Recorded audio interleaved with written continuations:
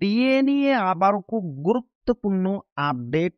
বাংলার কর্মচারীদের জন্য সপ্তম বেতন কমিশন নিয়ে বিরাট আপডেট।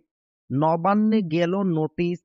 পশ্চিমবঙ্গের সরকারি কর্মচারী পেনশনাররা সপ্তম বেতন কমিশনের জন্য বহুকাল ধরে লড়াই করে আসছেন।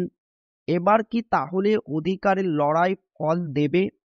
অধীর আগ্রহে অপেক্ষা করছেন বাংলার সরকারি কর্মীরা।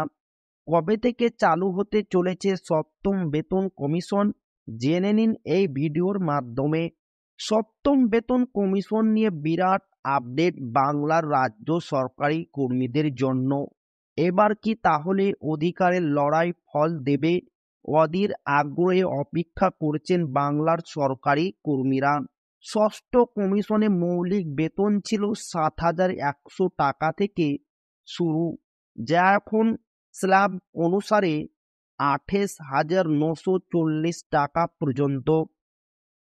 সপ্তম কমিশনে ফিটমেন্ট ফ্যাক্টর ৩.০৪ থেকে ৩.৬৮ হলে বেতন প্রায় দ্বিগুণ হতে পারে।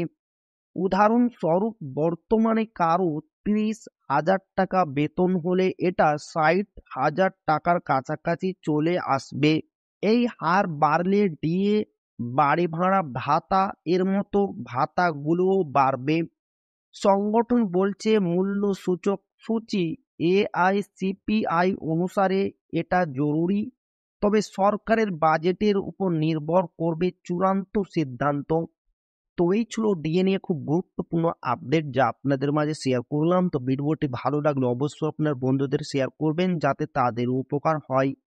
আর আপনি যদি এখনো আমাদের চ্যানেলকে সাবস্ক্রাইব না করে থাকেন তো অবশ্যই চ্যানেলকে সাবস্ক্রাইব করবেন এবং আমাদের পাশে থাকবেন। তো আবারও দেখা হবে ডিএ রিলেটেড খুব গুরুত্বপূর্ণ ভিডিওতে।